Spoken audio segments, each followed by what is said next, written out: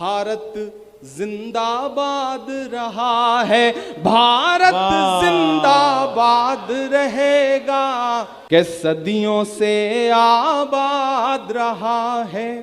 سواگت ہے دوستو آپ سبھی کا دیہات کی آواز میں آپ کے ساتھ محمد ارشاد سنیں گے دوستو عمران پرتاپ گڑھی کی ایک شاندار نظم۔ اس سے پہلے بتا دوں اچھا وقت اسی کا ہوتا ہے جو کسی کا برا نہیں سوچتا۔ آئیے سنتے عمران پرتاپ گڑھی کی نظم۔ تو آپ سے گزارش ہے ویڈیو کو لائک کیجیے اور چینل کو ضرور سبسکرائب کیجیے۔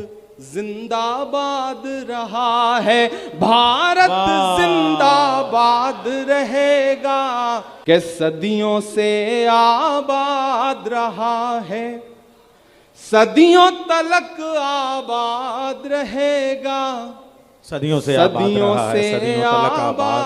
رہا ہے۔ جب ساری نظریں آپ کی طرف ہوں تب مجھے لگتا ہے بولنا چاہیے کہ صدیوں سے آباد رہا ہے، صدیوں تلک آباد رہے گا، صدیوں سے آباد رہا ہے، صدیوں سے آباد رہا ہے، صدیوں تلک آباد رہے گا۔ بھارت زندہ باد رہا ہے، بھارت زندہ باد رہے گا، بھارت زندہ باد رہا ہے۔ ٹھنڈ کا اثر ہو گیا ہے کیا آپ کے اوپر؟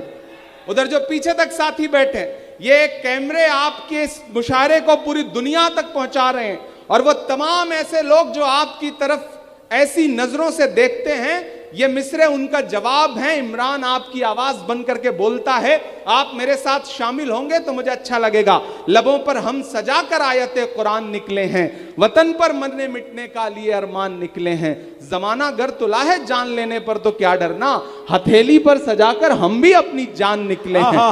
شرکت ہو آپ کی کہ صدیوں سے آباد رہا ہے، صدیوں تلک آباد رہے گا، بھارت زندہ باد رہا ہے، بھارت زندہ باد رہے گا، بھارت زندہ باد رہا ہے کہ نفرت کے اندھیارے میں ہم سب جگنو بن جائیں گے۔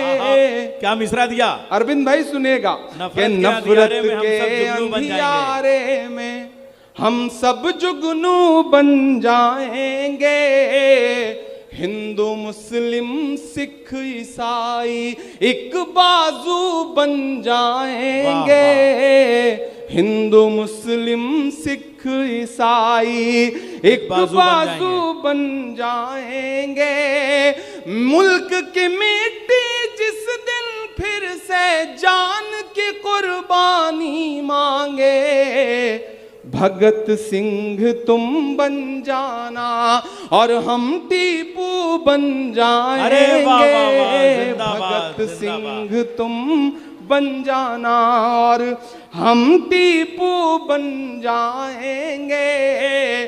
نام یہاں پر نہرو گاندھی، بارہ بنکی مجھے سن کے بتائے گا اور میری بات پہ مہر لگائے گا کہ نام یہاں پر نہرو گاندھی مولانا آزاد رہے گا، بھارت زندہ باد رہا ہے، بھارت زندہ باد رہے گا، بھارت زندہ باد رہا ہے، بھارت زندہ باد رہے گا، صدیوں سے آباد رہا ہے۔ بہت شکریہ، بہت محبت۔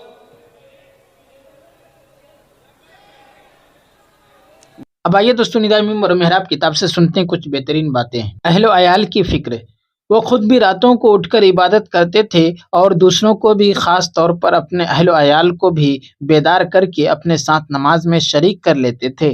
مشہور واقعہ ہے کہ ایک رات حضور علیہ السلام گھر سے نکلے تو حضرت ابو بکر کو دیکھا کہ نہایت پست آواز کے ساتھ نماز میں قرات کر رہے ہیں۔